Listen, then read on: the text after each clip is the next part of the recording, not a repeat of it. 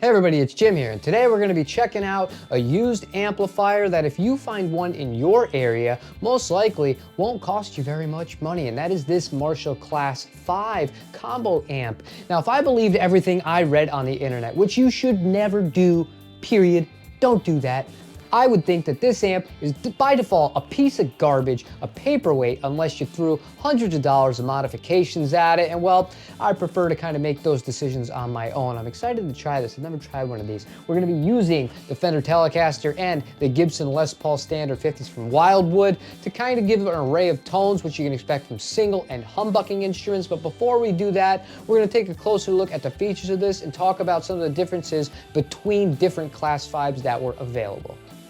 All right, let's start out at the top here. This is as basic as you can get. You have a power on switch, which you actually power downwards. I think that's a really weird kind of design thing. When I was trying to see if this amp worked when I was picking it up, I was like, why isn't there any power? That's because it needs to be down, not up.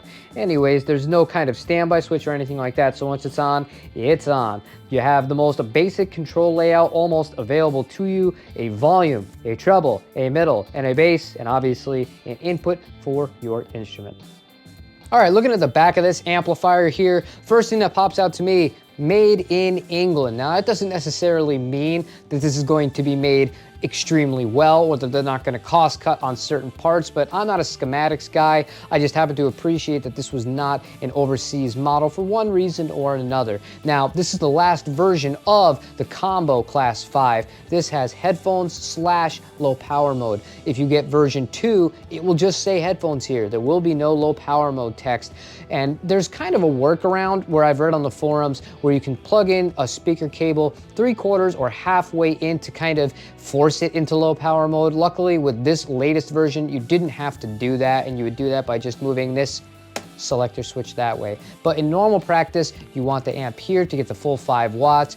It has an external speaker kind of input here that you could use. It has to be a 16 ohms. As far as other differences go, this is something that, I don't know why they didn't do this to begin with, but I love the fact that they did it on this model of it.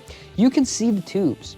The tubes are facing straight down, so that if you needed to do a change or you needed to do some maintenance or something like that, you basically would remove this metal part and potentially this other vinyl part, and you'd be able to swap tubes or do something like that. Whereas on the older models, they were not put out this way. They were kind of horizontal, so to speak, so changing tubes was an ordeal with the older versions of this amp. I'm happy that this one, they fixed it, they got it right, but that seems like something they should have gotten right to begin with.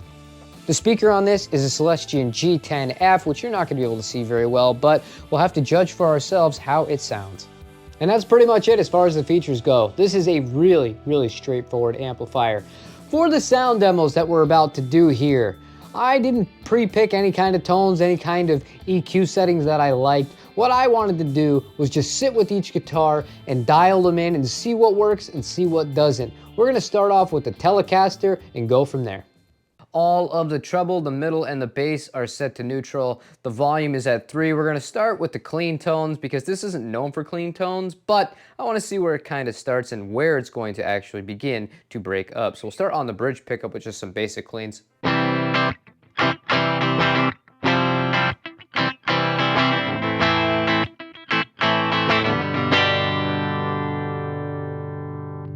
Middle.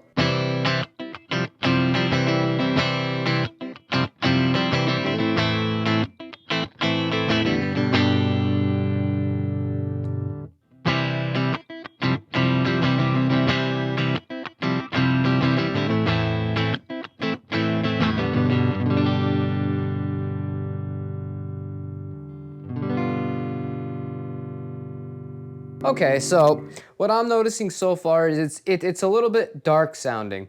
I don't know if I would say it's muddy, but it's definitely a little bit on the dark here. So I'm gonna dial the bass back a little bit and leave the other two as is, and we'll play the same thing and we'll see how it compares.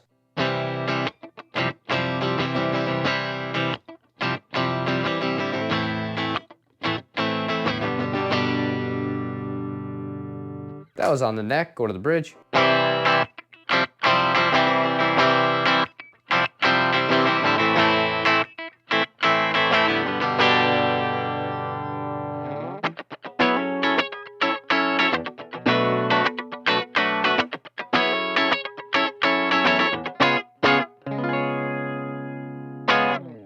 that sounds pretty good. A lot of people said that on the forums and all sorts of other things where you find the most accurate and real information in the whole world, that this thing has worthless bass, treble, and mid controls on it, and you would need an external EQ to kind of dial in depending on what kind of guitar you might be using through this.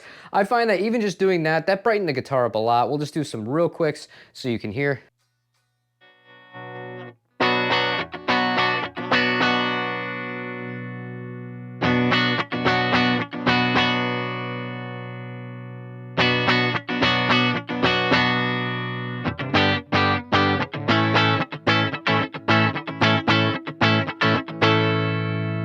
And that's on the bridge pickup, so yeah, I think that diming the bass is probably not the best kind of solution here. Let's go ahead and we'll mess with the treble. One thing I saw people say was they cranked the treble all the way up to try and mitigate this. Yeah, we'll leave the mids where they are at neutral. We'll put the bass where it is at neutral, and we'll just try with the treble cranked. Same thing, bridge pickup.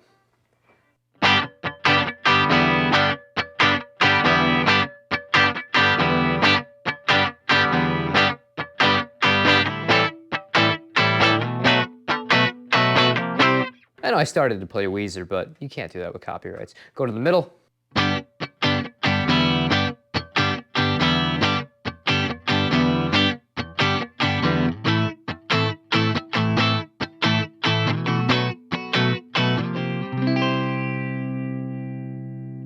Now let's crank the mids a little bit. Put that up to about 3.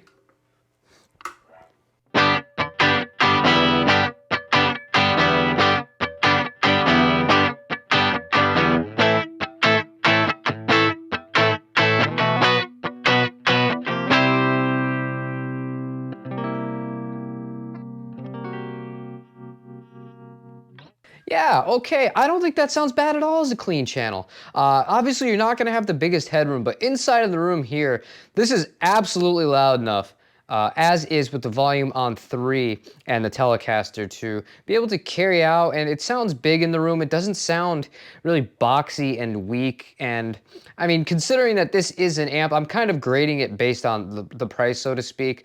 It's pretty good. It's actually a lot better than I expected it to be. Now, let's just do one more thing with the cleans. We're going to remove the bass entirely and do a similar kind of thing. We'll go back to the bridge pickup here and just play some open chords.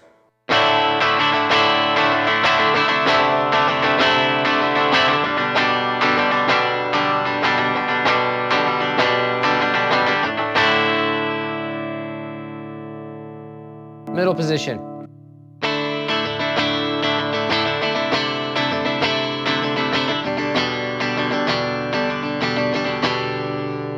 Neck.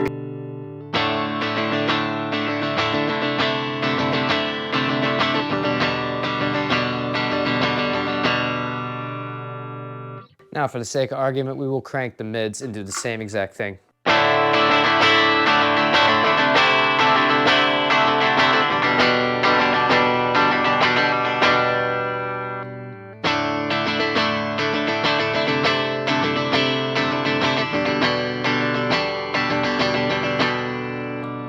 Neck.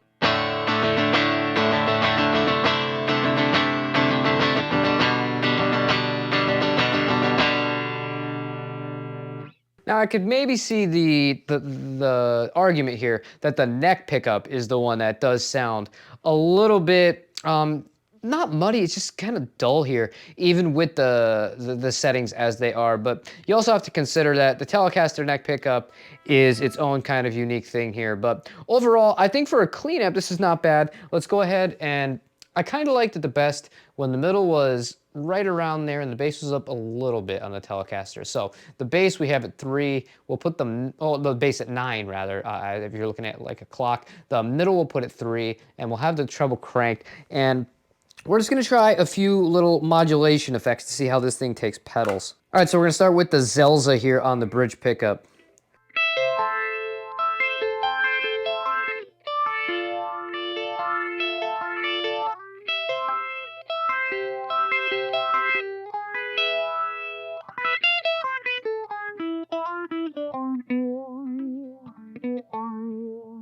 That sounds pretty good.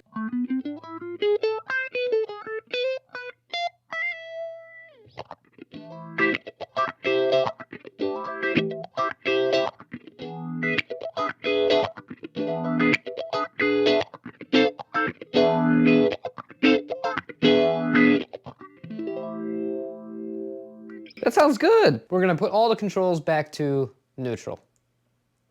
Cool. Now, we're gonna go to neutral here on the volume.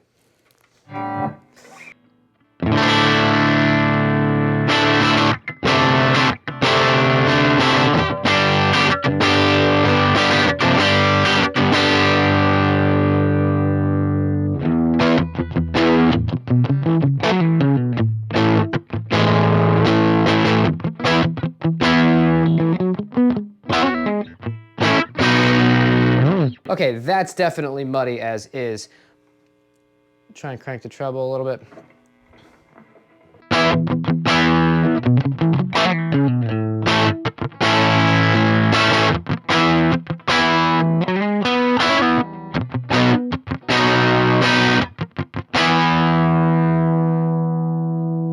That was the treble pickup here, or the bridge as it is also known as. I think that sounds pretty good as is. I would want to tweak it a little bit.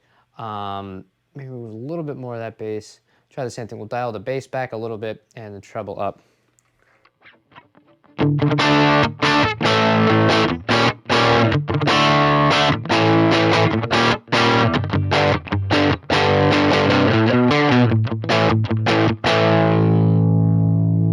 Still a little bass heavy, so we'll try the middle up again.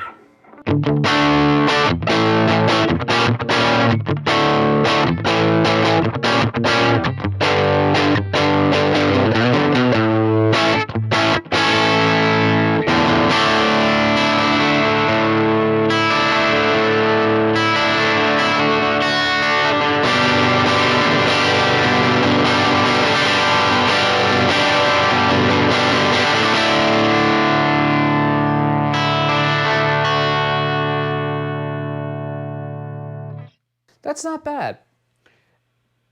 Now, while I don't believe that you have supreme control with these equalization parameters here, one thing I do want to try is I'm going to try and add in an external EQ from the Jackson Audio Optimist. So real quick, we'll just do a before and after here. That's just the amp. That's a Jackson Audio Optimist. So as you can hear, a lot more trebles coming in here. We'll go right back to the beginning. We started here. We'll see how much difference an external EQ will make with the settings at neutral on the amp itself. So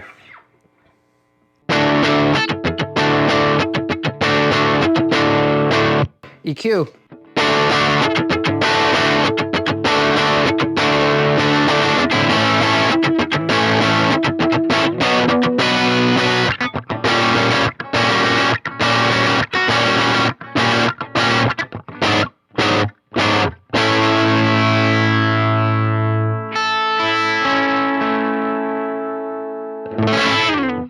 That actually sounds a lot better.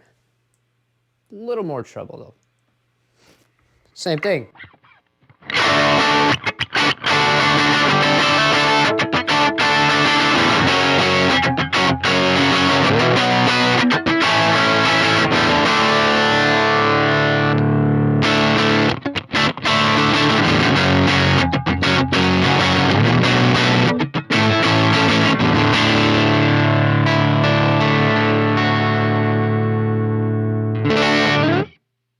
All right, now for a little bit of fun, let's put this guy up on the volume, really start to get some of that natural breakup from the amplifier. Obviously, all the EQs are at neutral, so same thing.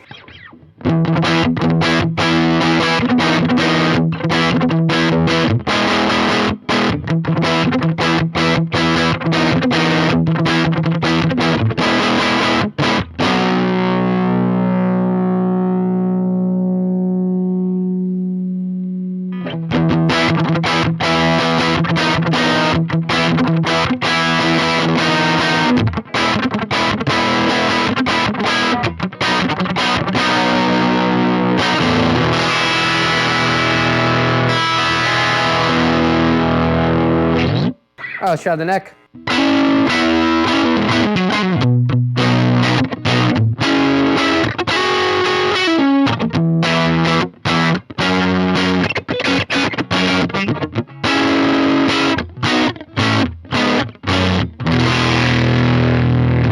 So you could definitely get that grimy kind of tone out of it. I like that a lot. It's really grindy, and it just really works for that style of music here. I did have to have this up a little bit. I would turn the bass down a little bit. We'll try something similar. Same thing on the neck hook.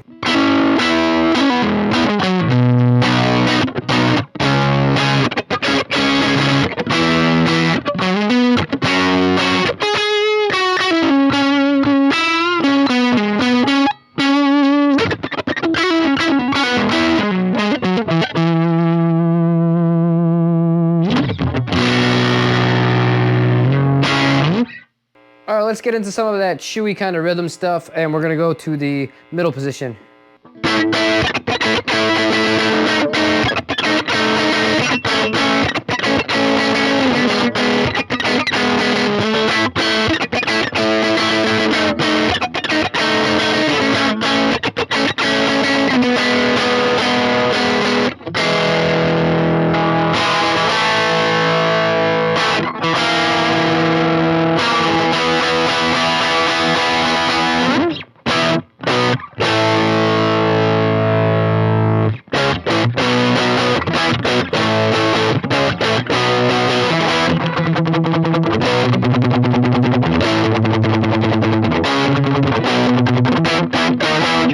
All right, if you knew that song, you are super cool, and I have not heard that song in years. I just, for whatever reason, it kind of nails that tone. So cool. Overall here, we got one last thing we got to check on this. We'll put everything back to neutral. Damn it.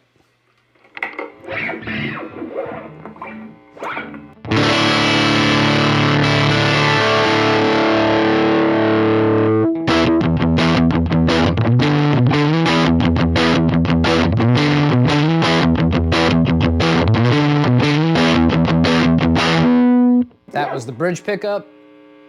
Up that treble a little bit.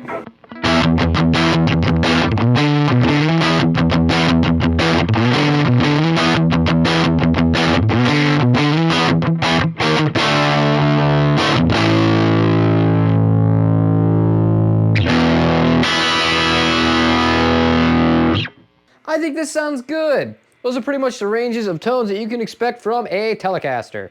All right, we got the Les Paul plugged in here. Let's see how it goes. We're gonna start the same way we started with the Telecaster. Everything at neutral except the volume. That's going to be dialed back a little bit. Try and get a clean sound, see what it's all about. So same exact kind of thing here.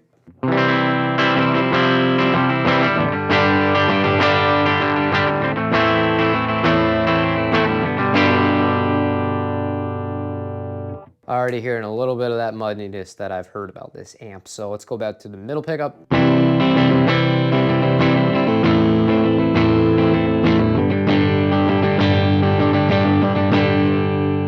That's super boomy. All right, I already know what's gonna happen with the neck, but we're gonna do it anyway.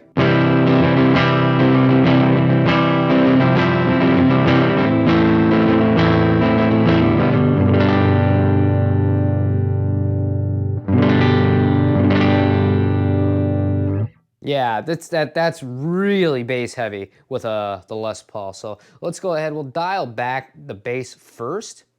We'll take it all the way off and do the same thing. Back to the bridge pickup. A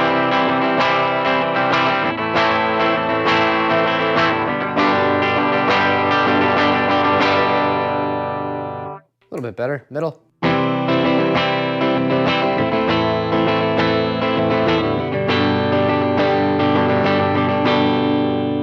Neck.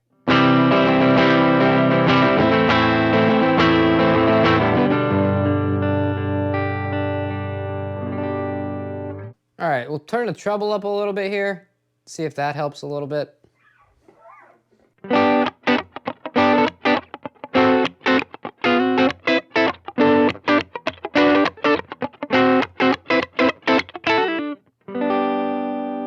That was the neck.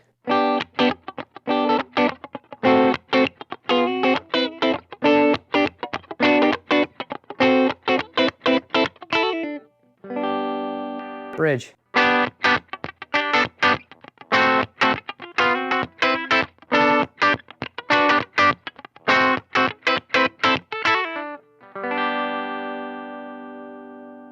Okay, that's a little bit better. Let's dial up the mids a little bit and do the same thing. Start with the bridge pickup.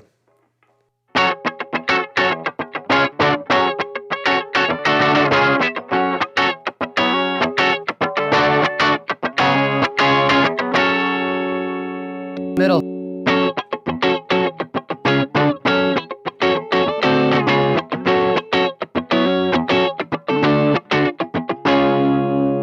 Neck.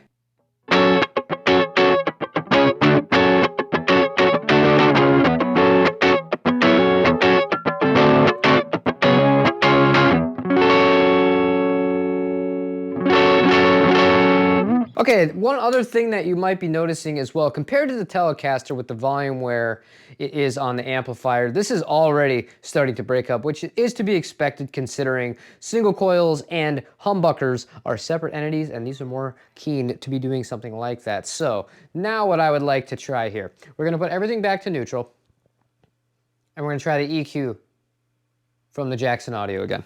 So the EQ engaged.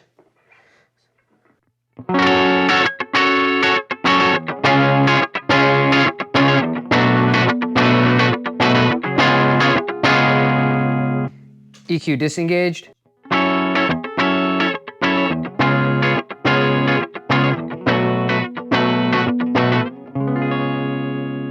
And that's the bridge pickup. So same thing with the middle.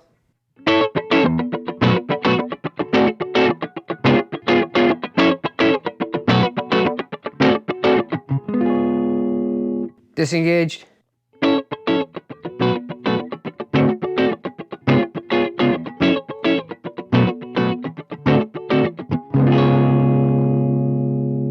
A little boomy. Let's go ahead and try this. Let's dime the mids and we'll dime the middle.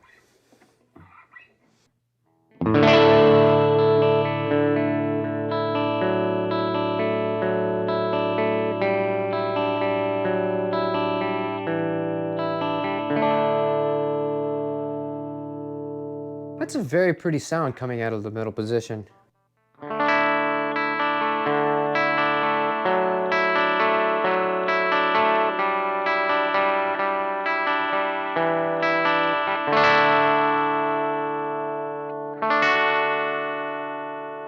That was the bridge, actually.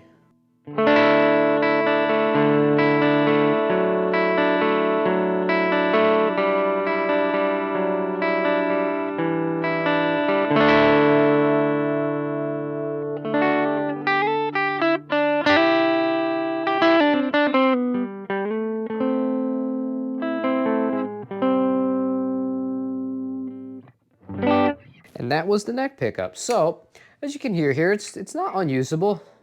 Try it a little bit as a jazzy amp, just by dialing back the bass a little bit. We'll stay on that neck pickup.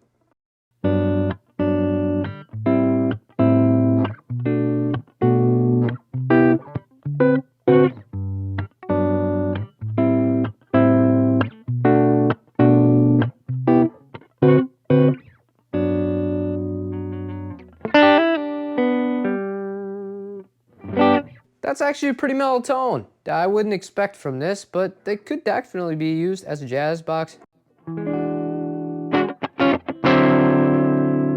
That was finger pick before, this is with the pick.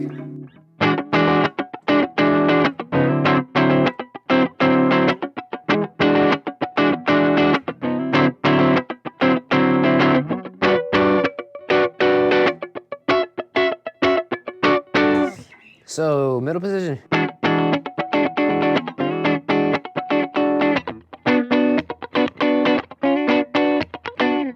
Bridge.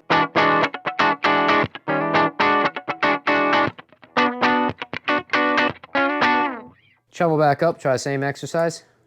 Kind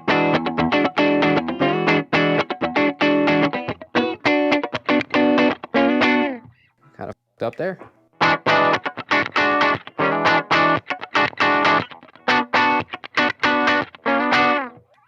Neck.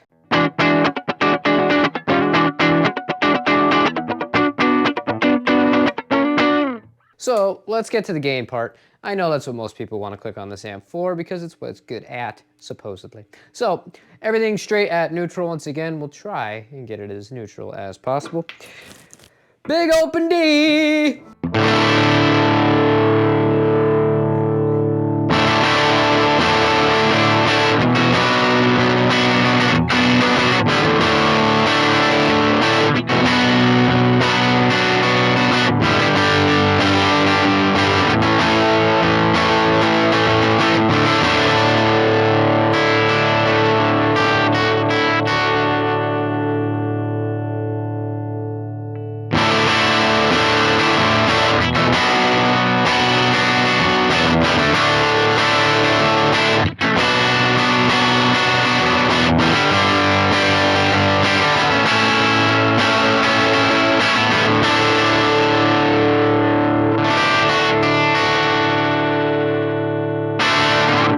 All right, let's try with the bass rolled all the way back here on the neck pickup.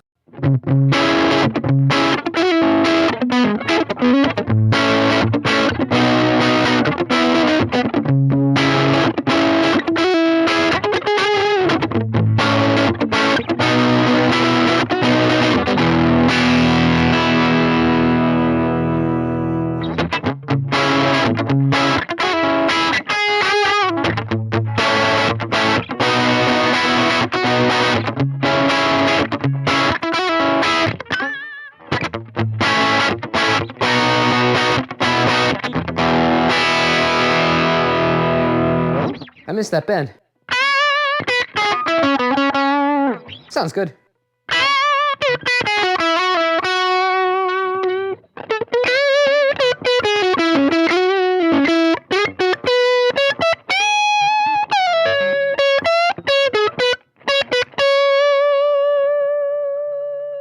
That was on the neck pickup. That actually is pretty cool. Like that for the vintage kind of vibe. Let's turn up the volume a little bit more.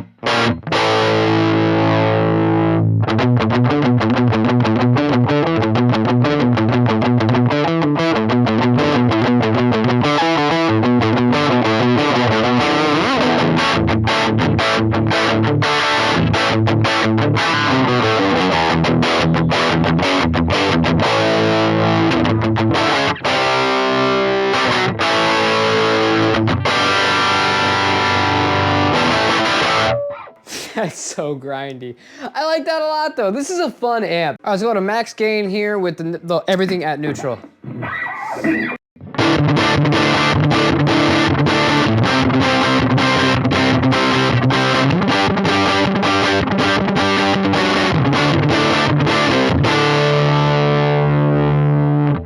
Okay, the last thing I want to do here is I want to play this dimed out with the volume, but with EQs all at neutral on the Class 5. We're going to be on the bridge pickup. We're then going to play the same exact phrase with the EQ kicked in from the Optimus. No extra drive, just the EQ itself. I feel like this might be the secret ingredient to making this amp a whole hell of a lot more versatile in its stock form. So let's get going.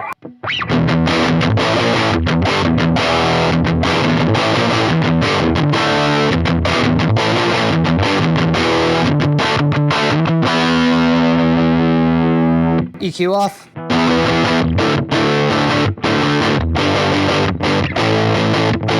EQ on.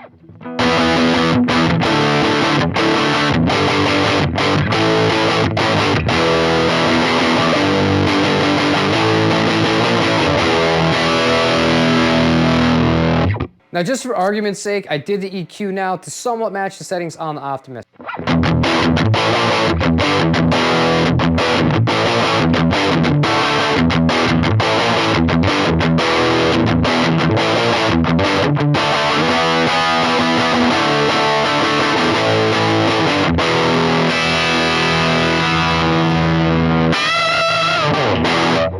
Now, I'm sure there's going to be at least one person who watches this video who's going to be curious about the low power mode. So real quick here, I'm going to play something with the amp at full power, then we're going to switch it down to low power, and you can hear the volume difference between the two of them.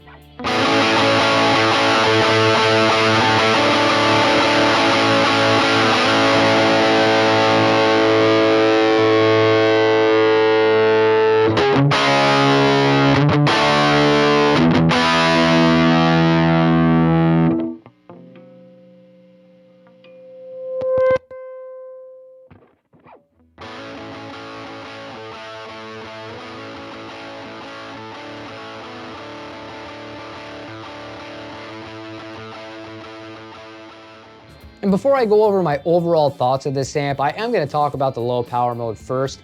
It's definitely quiet enough where you wouldn't wake anybody up and you wouldn't bother your neighbors. I don't really love the tones out of it though. The attenuation kind of sucks all the life out of it. Yeah, it sounds really gainy, but it doesn't really capture that kind of feel where you're like, oh, this sounds so good, I just want to keep playing. But I mean, it's a nice feature to have. As far as the headphones go, forget it. Once you actually start dialing up the volume, it's tied to the volume that comes out of the headphones. So if you actually want that cranked sound, oh, you're gonna go deaf. It is so loud in your headphones that it's not something I could quantify or even demonstrate in a YouTube video. Just know going in, it's probably not best suited for that unless you were gonna be using another drive pedal ahead of it and have the master volume turned down, or just the regular volume turned down on this amp.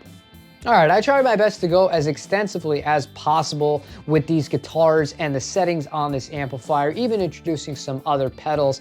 Is this as good as some people say it is, that praise it and say it's the best amp ever? No, it's not. Is it as bad as some people make it out to be? Hell no, it's not. I actually really enjoy this amp. Is it the most versatile amp? No, but it can kind of cover a few more bases than some people might give it credit for. I especially liked the Fender, the Telecaster, on the clean settings of this. I thought that that would work just fine. And given the fact that this is a loud 5 watts, whatever that means. I mean, any all-tube amplifier that's 5 watts, if you crank it, it's gonna be, you know, somewhat loud. And some people just see a single-digit number attached to a tube amp and think that you can crank it, and you're not gonna be pissing off your neighbors. No, that's not gonna be the case 9 times out of 10. This is a very loud amp. It could definitely keep up with the drummer as so long as he's not hitting as hard as possible. But overall, I think if you mic this and you're using it into a PA, you could absolutely get away with using this thing live. One thing that I didn't go through with this test that I've done since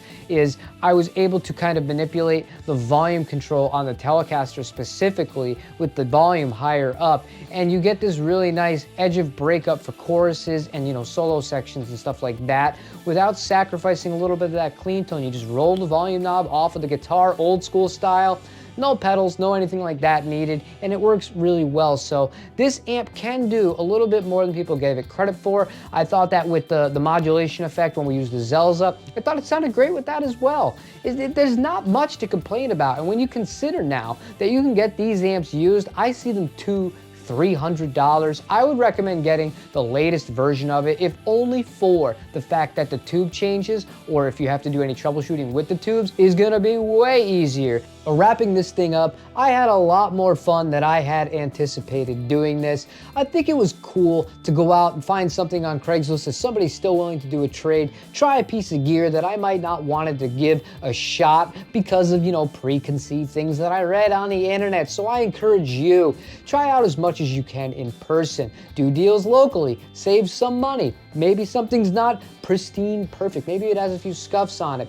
You might be surprised when you actually try any given piece of gear how much you could connect with it given the opportunity. But let me know in the comments down below what you thought about the actual tones themselves. I'm basing it based on what I was hearing in the room. As of filming this, I have not heard it back in Pro Tools, so we'll have to go see how that goes in the post-production segment. If you enjoyed this video, leave a like. Otherwise, I will see you tomorrow, depending on when you're watching this. Every Thursday, we do a 12 p.m. live stream where we just sit, we hang out, we talk about gear. Sometimes we talk about all sorts of things. It's whatever is the flavor of that given day. However, if you enjoyed this, again, like, comment, subscribe, and I will see you tomorrow or on the next video. Take it easy, everybody.